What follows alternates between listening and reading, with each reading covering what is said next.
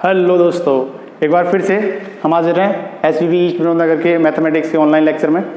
इसमें हम नया टॉपिक अभी हमने लास्ट वीडियो में कंप्लीट किया था कि हम कोऑर्डिनेट ज्योमेट्री का कुछ पार्ट हमने कंप्लीट कर लिया था, I think section distance formula तक। अब हम उसमें पढ़ रहे हैं सेक्शन फार्मूला। अच्छा, सेक्शन फार्मूला की जरूरत क्यों पड़ रही है? सेक्शन फार्मूला जैसे मैंने अभी एग्जाम्पल बताया था कि मदर डेयरी बूथ जो है और आपके घर के बीच की डिस्टेंस कितनी है, सेम इसी तरह आपके फ्रेंड एक मदर डेयरी बूथ की एक साइड रहते हैं और आप एक साइड रहते हैं। ठीक है, तो अब आप देख सकते हैं कि मेरे घर से कितनी दूरी पर है और मेरे फ्रेंड के घर से कितनी दूरी पर है। मैं सपोज करो आप ए पॉइंट पर रहते हैं, बी पॉइंट पर आपका फ्रेंड रहता है और हमने कोई पी पॉइंट लिया, उस पी पॉइंट पर मदर डेयरी बूथ है। तो अगर हम कहें कि जो P point mother dairy booth जो हम तो मेरी और मेरे फ्रेंड के बीच की डिस्टेंस को 2:1 भाग में रेशियो में डिवाइड करता है, या ये मेरे घर से 2 किलोमीटर है, मेरे फ्रेंड घर से 1 किलोमीटर है, मेरे घर से 4 किलोमीटर है, मेरे फ्रेंड के घर से 3 किलोमीटर है। इसका मतलब वो जो बता रहा है वो रेशियो जो है अलग अलग डिस्टेंस में डिवाइड कर रहा है कि किसका कितना है। तो वो सेक्शन फॉर्मूले में भी यही करते हैं कि फिर पी की लोकेशन हम बताइए। पी की लोकेशन में तो आप कह सकते हो मेरे घर से 1 किलोमीटर, मेरे फ्रेंड के घर से 2 किलोमीटर दूरी पर जो मदर डेयरी बूथ है वो है। इसी तरह से हमारे पास एक जो कार्टेशियन सिस्टम है, मैथमेटिक्स में पढ़ रहे हैं आफ्टर ऑल, तो मैथमेटिक्स में आना पड़ेगा हमें जनरल एग्जाम्पल के बाद। तो हमारे पास अगर ए बी कोई एक घर, मान लो ए आपका घर है और आपके फ्रेंड का घर भी है, पी जो है मदर डेयरी बूथ है वो यहाँ पर सिचुएटेड है। ठीक है, तो ए की लोकेशन क्या है x1 y1 है और बी की लोकेशन क्या है x2 y2 है। पी के कोऑर्डिनेट हमारे पास है, कोऑर्डिनेट बोलते हैं इसको, पी के कोऑर्डिनेट है x एंड y। ये चीज हमने यहाँ पे लिख ली। अब बात आती है सेक्शन फार्मूला। तो सेक्शन फार्मूला देखो सब प्रीवियस चीजें से रिलेटेड होकर ही आता है। अभी डिस्टेंस फार्मूला हमने पढ़ा तो क्या है, सिमिलर 6 चैप्टर से ही आया था, वो भी पाइथागोरस थ्योरम। अब इसमें भी हम 6 चैप्टर से करेंगे, सिमिलरिटी वाला फार्मूला हम यूज करेंगे। सपोज करो A Q P and P C B आपके सिमिलर ट्रायंगल है। ये आपको इजीली दिख रहे होंगे क्यों सिमिलर हैं। ठीक है, आपने 6 चैप्टर में आप पढ़ चुके हो। ठीक है, तो मैंने ये लगा लिया, मैंने कुछ चीजें लिख के रखी हैं, वीडियो ज्यादा लंबी ना हो इसलिए। तो in triangle P A Q, ठीक है, P A Q and triangle P B C BPC, ये दोनों ट्रायंगल सिमिलर है। सिमिलर है तो इसका मतलब कि इनकी करस्पॉन्डिंग साइड्स का रेशियो इक्वल होगा। ठीक है, वो रेशियो मैंने यहाँ पे लिख लिया है, वो लिख रखा है। ठीक है, और जो रेशियो था मैंने बताया दूरी की डिस्टेंस जो आपकी थी तो P A upon P B. ठीक है, पी ए m1 है और पी बी क्या है, ए m2 है। ये जो मैंने लिखा हुआ है, assume that P X Y divides A B internally in the ratio m1 and m2 that is. ठीक है, तो अब बात आती है, अब इसको सेक्शन फॉर्मूला को प्रूफ कैसे करते हैं। हालांकि प्रूफ कभी भी आया नहीं है और ना आता है, बट ये आपकी इन्फॉर्मेशन के लिए कैसे जनरेट होता है, होता क्या चीज़ है, वो इसके लिए हम इसको आपको बताने की कोशिश कर रहे हैं। ठीक है, अब हमें ये देखो, अब जाहिर सी बात है जब हमें डिस्टेंस लिख ली तो इनके हमें कोऑर्डिनेट चाहिए होंगे, कोऑर्डिनेट चाहिए होंगे तभी हम इनको सॉल्व कर पाएंगे। जब हम इनको अब पी ए, अब देख लो वैल्यू पे रखते जाएंगे पी ए क्या है, m1 है, P A m1 upon P B क्या है, m2 है। एक चीज तो हमने लिख ली। दूसरा है ए क्यू। अब ए क्यू क्या है, अच्छा ए क्यू से पहले हम ये देख लेते हैं। ये देखो ये x1 की दूरी होगी, a points distance from y axis, ये x1 हो गया। इस वाले की क्या हो जाएगी, x हो जाएगी, सिंपल सा हमने x माना हुआ है क्योंकि ये p नीचे परपेंडिकुलर अगर हम ड्रॉ करेंगे यहाँ तक तो b से परपेंडिकुलर t पे ड्रॉ करेंगे तो ये हो जाएगा हमारे पास x2 जो कि डिस्टेंस फ्रॉम वाई एक्सिस है। सिमिलरली आगे ऊपर हो जाएगा y1 हो जाएगा, इसके पैरेलल अगर खींचेंगे। दूसरा हो जाएगा y, क्योंकि इसके पैरेलल अगर हम जाएंगे तो यहाँ तक y हो जाएगी और ऊपर क्या है y2 हो जाएगी, y2 जो कि हमारी वैल्यू b तक है। ठीक है, यहाँ तक जो y2 है, मतलब कि t b की वैल्यू y2 है, p s की वैल्यू y1 है, a r की वैल्यू y1 है और p s की वैल्यू y है। इसी तरह यहाँ पे अगर हम o s मान लें, o r की वैल्यू हमारे पास x1 है, ठीक है, और o s की वैल्यू x2 है और o t की वैल्यू x2 है। ठीक है, तो अब ए क्यू क्या है, ए क्यू ये रहा, तो ए क्यू का मतलब हो जाएगा हमारे पास, ए क्यू निकालेंगे तो O S minus O R हो जाएगा। ओ एस हमारे पास x है, ठीक है, अगर अच्छा मैं लिख देता हूँ यहाँ पे ए क्यू बराबर हो जाएगा O S minus O R upon P C. ठीक है, पी सी की वैल्यू क्या हो जाएगी, पी सी की वैल्यू हो जाएगी हमारे पास ये रहा, पी सी की वैल्यू हो जाएगी O T minus O S, P Q की वैल्यू क्या हो जाएगी, पी क्यू की वैल्यू हो जाएगी P S minus Q S, V C की वैल्यू हो जाएगी V T minus C T. ठीक है, अब ये देखो, अब इनके हम वैल्यू रख लेते हैं m1 upon m2 is equal to O S. O S क्या है हमारे पास, ओ एस है x माइनस ओ आर कितना है, ओ आर है x1, ओ टी कितना है, ओ टी हमारे पास x2 है माइनस OS, तो OS कितना है x है, ठीक है, इजिकल टू PQ। इसी तरह PQ देख लीजिए, अब PQ क्या है, PQ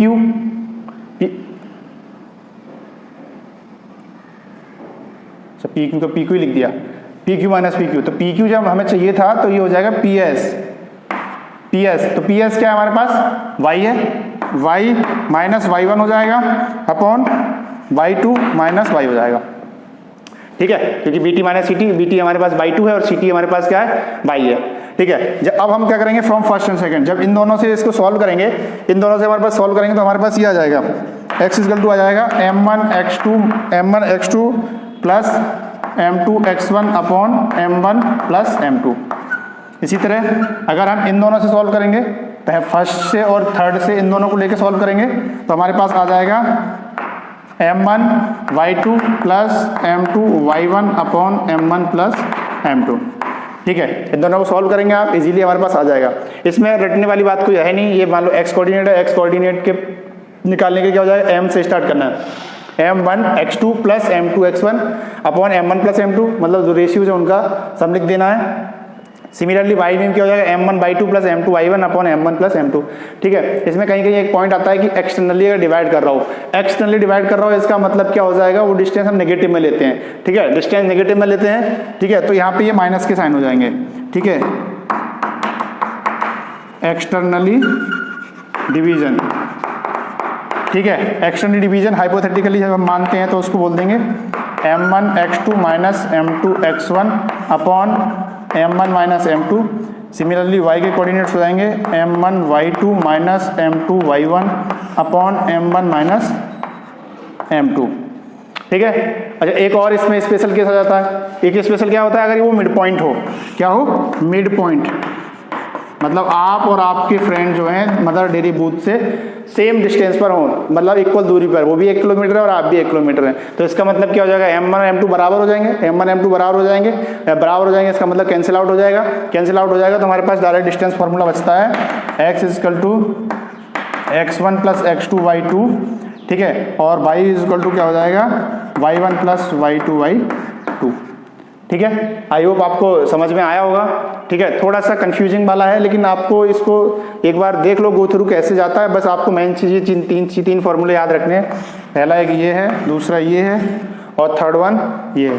ये तीन चीज़ें आपको, तीन फॉर्मूले रट लो, याद कर लो, लिख लो, जो मन चाहे वैसे कर लो, आपको ये चीज़ें याद होनी जरूरी है, ठीक है। प्रूफ कोई नहीं पूछता, ना प्रूफ कहीं आने वाला है, बेसिक इन्फॉर्मेशन के लिए हमें चाहिए, ठीक है।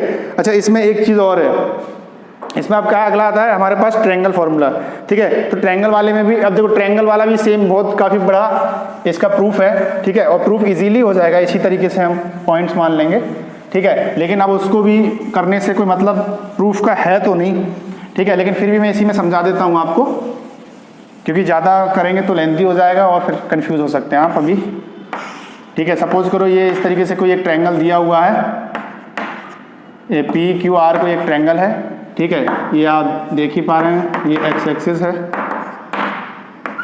ये y एक्सिस है, ठीक है। PQR आप इनके कोऑर्डिनेट्स दे रखे हैं, ठीक है, PQR के x1 y1 x2 y2 और x3 और y3, ठीक है। तो सेम चीज़ परपेंडिकुलर इस तरीके से ड्रॉ करेंगे, ठीक है। PQR में तो यानी कोई ABC ले सकते हैं, ठीक है। फिर से अब निकालेंगे कैसे इसको प्रूफ करने का, अब ये मान लो T है, अब आप देखो, अब ट्रेपीजियम बन रहा है, इसमें क्या करना है, ट्रेपीजियम, तो क्या बन जाएगा, इस वाले ट्रेपीजियम का फॉर्मूला PQAB